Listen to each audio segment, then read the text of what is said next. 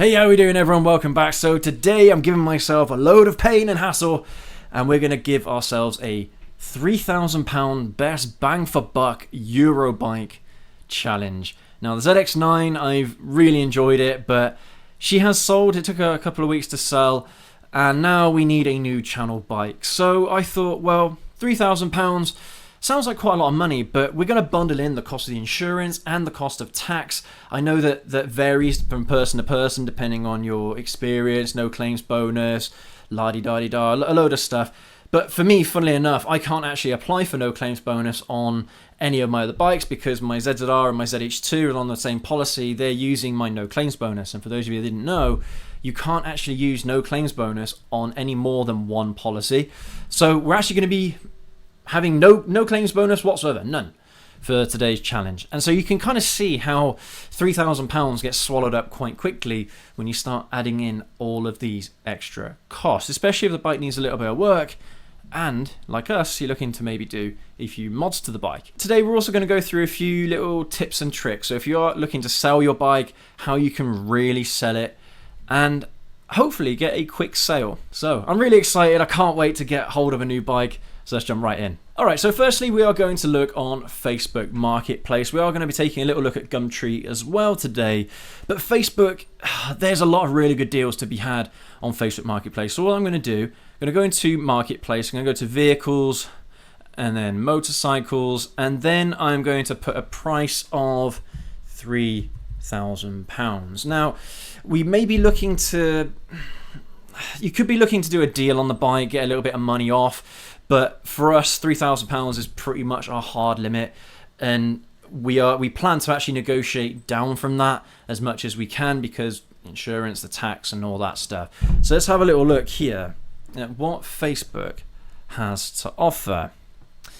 All right. Well, first of all, we've got a Triumph 2007 ST Sprint. I'm not really looking for a touring bike. I think they're a little bit boring. I'm looking for a naked or a super sport. I don't know, I might look at cruisers as well. Let's have a little look at what's around. Oh, there's so many Japanese bikes. I'm seeing a load of ZX9s as well. Oh, I miss that bike so much. It's only been a few weeks. Here we go. All right. This is a cool bike. A 2006 Aprilia RSV 1000R. So she's done 16,000 miles. They're looking for 2,950. Let's see here. So let's go over a few of the things that I'm looking for. Firstly, MOT. I want a long MOT. The longer MOT, the better. If it's got a short MOT, then I'm probably going to either skip it or look to get a heavy discount on the bike. And the thing is, you'd be surprised how many people just sell a bike without any MOT whatsoever. And you might be able to get a really, really good deal on the bike because you can say, look, I don't know how well it's going to go through an MOT. It might fail and there might be £1,000 worth of work that needs to be done on the bike. And from that negotiating position, you can really, really lowball the seller. Honestly, if you're selling a bike, sell it with an MOT. And maybe put the bike up for sale probably a few days before the MOT, so it gives you a little bit of time to get through the MOT and fix any issues with it before people actually start showing a little bit of interest. Maybe 24 hours before, something like that. And advertise it's got a fresh MOT for a whole year. That's a really big selling point, and it could help you get a higher asking price for the bike. But let's have a look at this bike here. So 16,000 miles, not a lot. Yes, this is an Aprilia. Yes, it is quite an old Aprilia, but you know what? I think these bikes are going to be fairly decent at this age and this mileage. Third owner, MOT until February 2025. That's not the longest MOT in the world. So it would have been nice if it was May or June.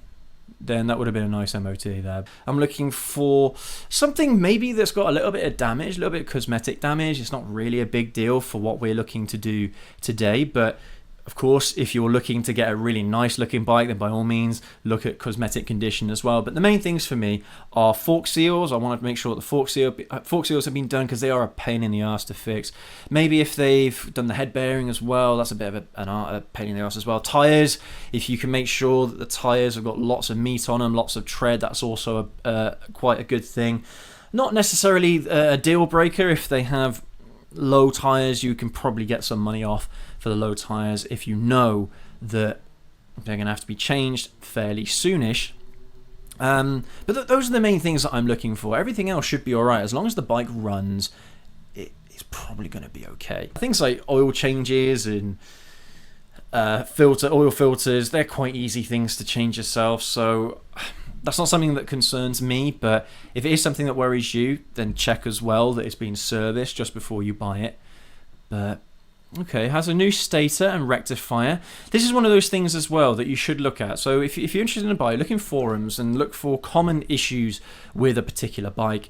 And you may see sometimes stator and rectifier or fuel pump, things like that. You may see common issues. I mean, this person says a common failure inside the tank.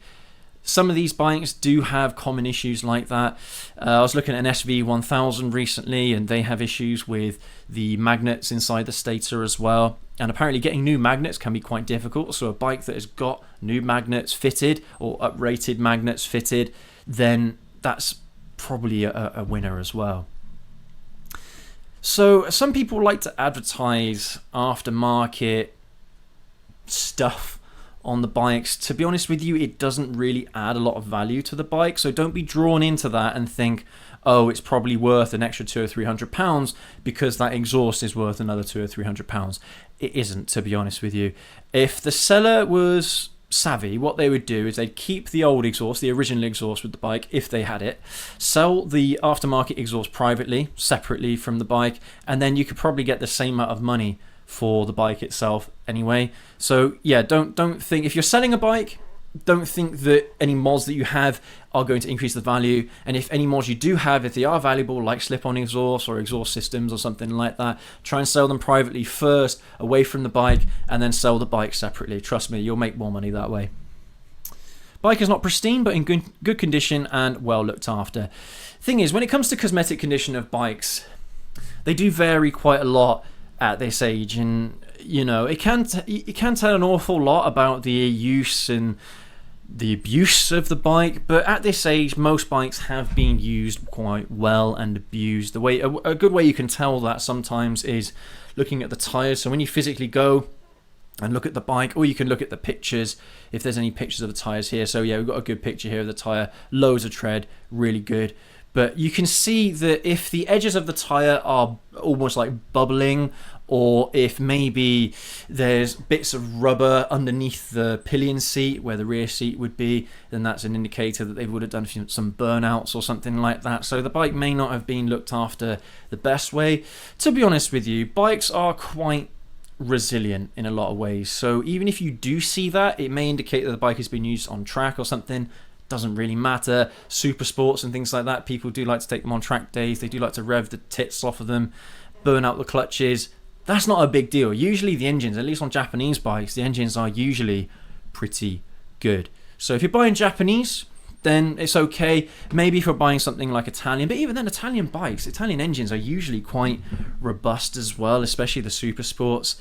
So if there are signs that the bike might have been, you know, abused a little bit, if it runs okay and it's been serviced pretty well and you see a service history, that's quite a big one, make sure there's lots of service history with the bike, then it's okay. But the cheaper you are looking at a motorcycle, well, the less service history you're probably going to find. It's quite funny, I was looking at some Blackbirds recently, and there were some from 1997, 98 and 99, and they had loads of service history, because those kinds of bikes are usually owned by older people, older gentlemen, and they like to look after them. They own them for a long time, so they have lots of service history, but not a lot do really, especially these kinds of bikes. So you'd be lucky to find service history with this, but if it runs okay and it's been serviced recently, you should be good to go. Alright, let's have a look at the next one, a Ducati Monster. Now, I've always been curious about these bikes,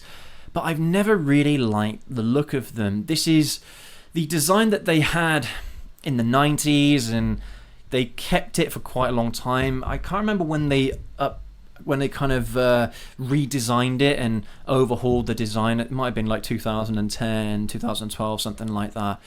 But I'm not a fan of the look. However, this is probably a really fun bike. 2006 Ducati Monster 695, 27,000 miles. I know it says kilometers on here, but you can't you can't change kilometers on Facebook, mileage, you can't. So usually here in the UK, and I imagine in the United States as well, it will probably say 27,000 kilometers. It's probably actually 27,000 miles.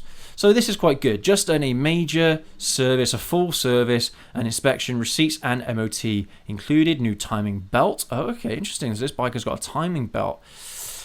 Now, I'm not all that familiar with the engine designs on Ducati, so that is quite an interesting design choice, a timing belt. I imagine that they probably need to be changed quite frequently. Hopefully it's quite a straightforward job, but if you don't know, then do your research beforehand into what that entails, because you are going to have to make sure you get the timing right before you change the belt. So things like that. But new chain sprockets, oil and filter, brake and clutch fluids, oil temperature sensor, air filter, spark plugs, valve shims, tires. So pretty good. That's a pretty well sorted bike. Tires, they look okay. I mean, that's only one issue that I find with some of these pictures. People do like to take nice pictures of the bike. I do that as well whenever I'm selling a bike. I take nice pictures, but you can't really tell things like the age of the tires from pictures that look nice because you don't know when they've been taken.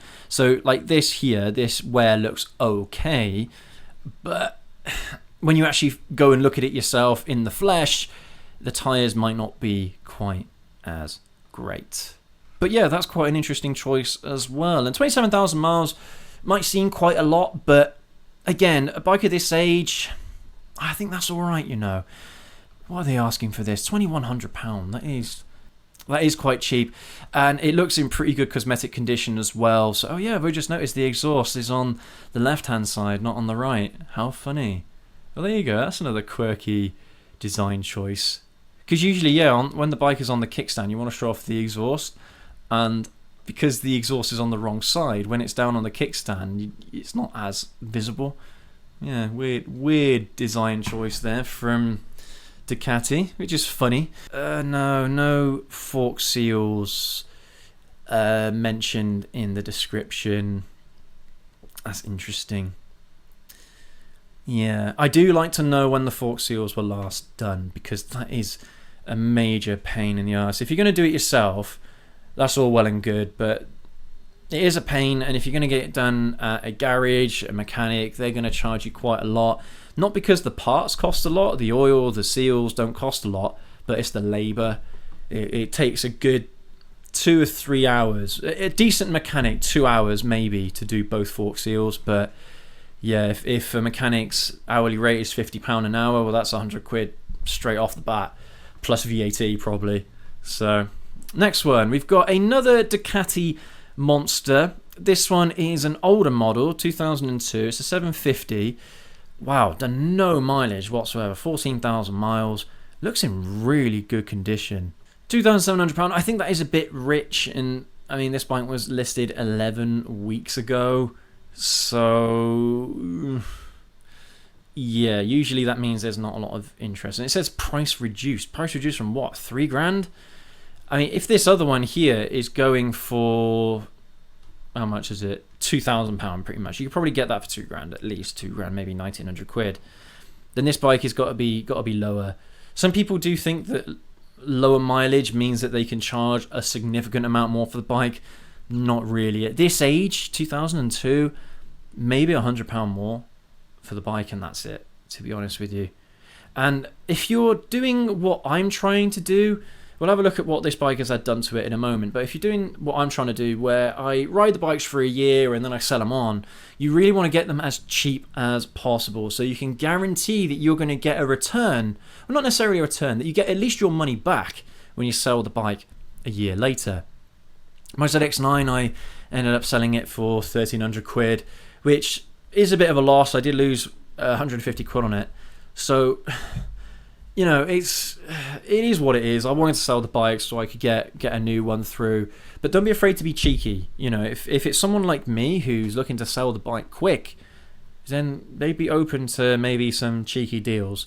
Alright, so a little tip. Whenever you're selling a bike, make sure to put in the date of the MOT. It's all well and good listing it that it has an MOT, but people want to know how long an MOT they have. This is the kind of bike that I wouldn't actually look at, to be honest, because it doesn't actually say how long the MOT is. You can send them a message and ask, but same with the other one as well, actually. It doesn't mention how long the MOT is, but put down the date. Make sure that it has a decent enough MOT, or an MOT that you're happy with. Okay, here we go. It's getting into the interesting bikes. So 2005 Triumph Speed Triple, £2,900, 18,000 miles. I don't like the yellow colour, unfortunately.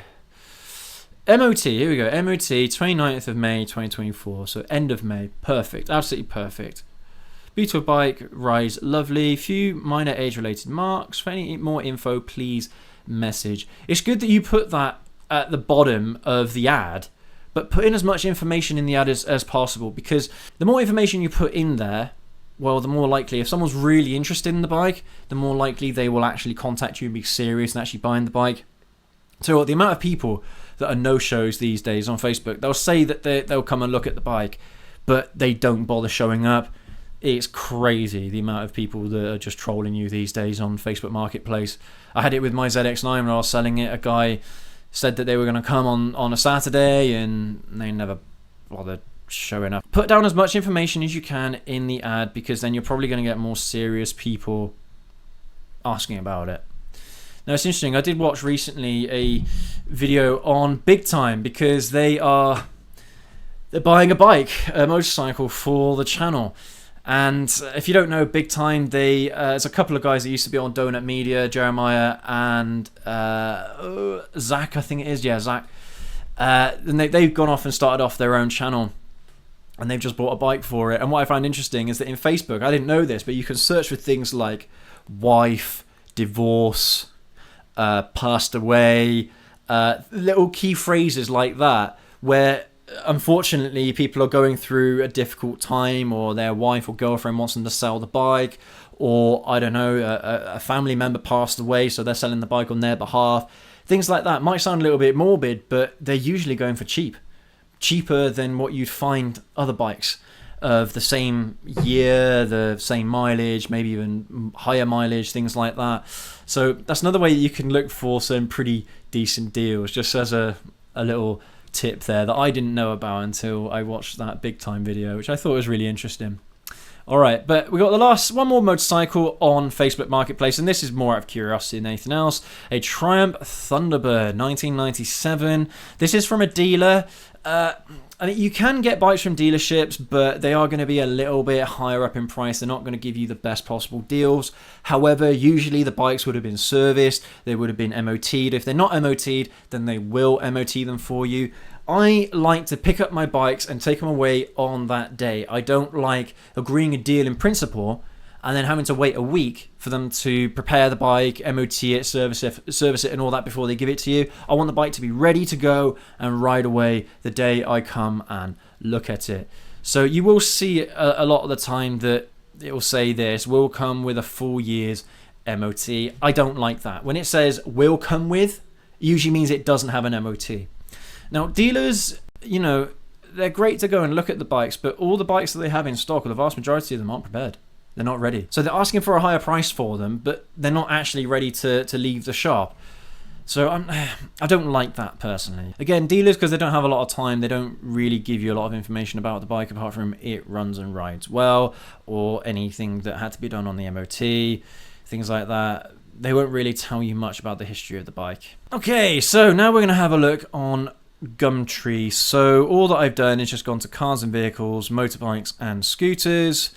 And I mean, of course, put in your address and what have you, the distance, and then put in the price. So I'm going to put in £3,000, update that.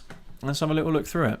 Oh man, that's a good deal. A Fireblade, 2.5 grand, 929, 11,000 miles. That is a cracking deal. But it's a Eurobike challenge today. It's a real shame. Okay. Triumph Daytona 955i. That's in Cumbria. It's a little bit too far away from where we are, so we're not going to look at that one. Okay, so we've got another Speed Triple. This is a 2003 955i.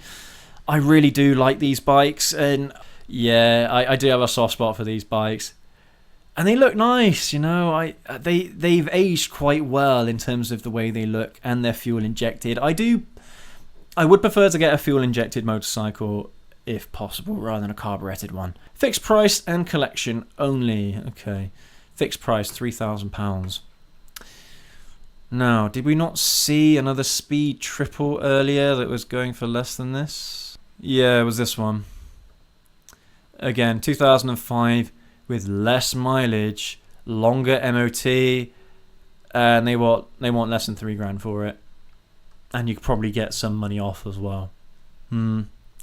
Yeah, not the best deal in the world. That's another thing as well that I probably advise you guys is if you are looking at a bike, look at some other bikes. Not necessarily in the same area as yours, but look at other bikes, and when you're negotiating, say, look, there are bikes that are at the same age or newer with less mileage, with longer MOTs that are going for less than what you're asking for. Is there any chance we could make a deal at this price? You know, at the price that you want. So £2,500, things like that. Or maybe ask them, this is quite a good question that I like to ask them, what's your best price? So whatever the price is, all right, what's your, so this is obviously what the advertising price is, but if you ask them what their best price is, usually people will come down by £100, maybe £200 or so.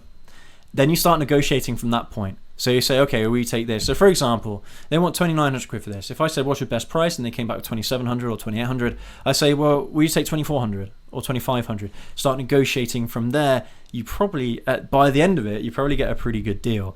Maybe £300-400 off. But yeah, this is a much better speed triple, in my opinion, than the other one. The only issue is I don't like the colour of this one. But yeah, I think we've got quite a lot of good options there to choose from. Gonna shoot off some messages and make a few phone calls, and yeah, hopefully within a couple days time I'll have a new bike. But I think I know which one I want.